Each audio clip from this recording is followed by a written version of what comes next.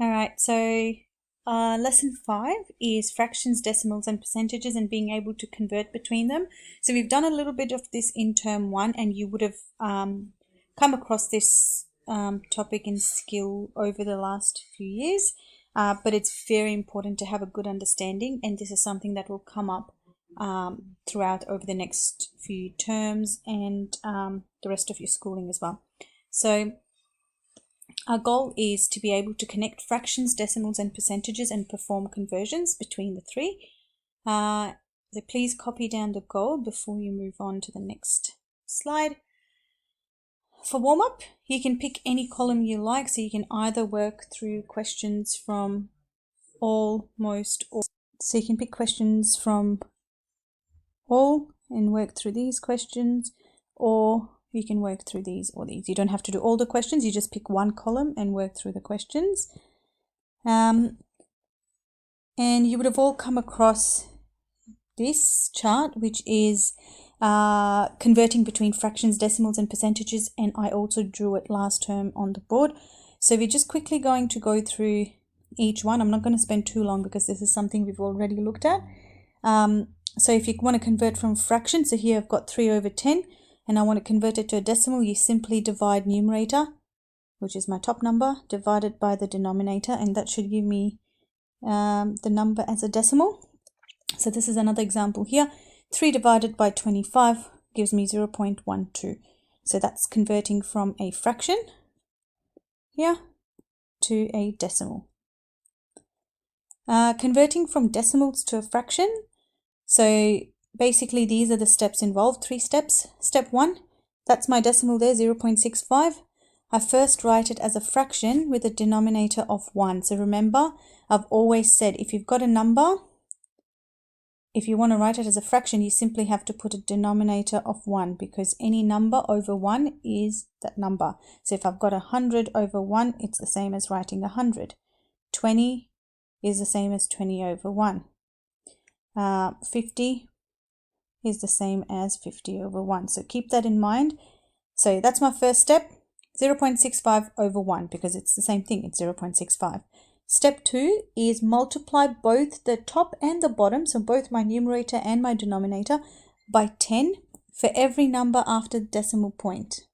So I can do times 10 up and down, but that doesn't help me in terms of getting rid of the decimal point, because that's going to make my decimal move one place to the right. So in this case here, I want to multiply by 100, because multiplying by 100 makes sure that my decimal moves 2 places, 1, 2. And so therefore that gives me 65 in my numerator, and my denominator is going to be 1 times 100, which is 100. And my last step is to simplify my fraction. Fractions or decimals to a percentage. So when you're trying to convert a fraction or a decimal that's been given to you to a percentage, you simply have to multiply it by 100, which is what we do whenever we've got your mark, your score. We just times it by 100 and we work out the percentage. So here are some examples. 3/10, I've multiplied 3/10 times 100 and got the percentage. You can use your calculators for these questions. And then I've got a decimal, I'm timesing it by 100, and so therefore I get my percentage. Percentages to decimals. So you can convert a percentage to a decimal by dividing by 100 and getting rid of the percentage symbol. So 75% is obviously 75%. Percent means over 100. So 75 over 100, or 75 divided by 100. And that gives me my answer as a decimal. And then percentages to a fraction. So if I've got 75%, really easy to convert it to a fraction. I know 75% is the same as 75 over 100. And all I have to do now is simplify. So 25 is a common factor. 25 times 25 times 3 is 75, and 25 times 4 is 100. So therefore my simplified fraction becomes 3/4. We look at one more example, 82%. So that's 82 over 100.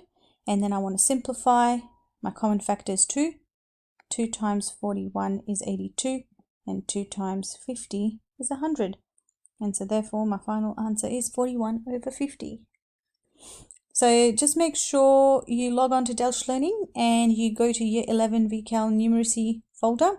There should be two exercises there. One's a standard exercise and then there's an extension one. So if any of you feel really confident and you think the standard one will bore you, then please feel free to go for the extension exercise and attempt the questions there. All right, thank you.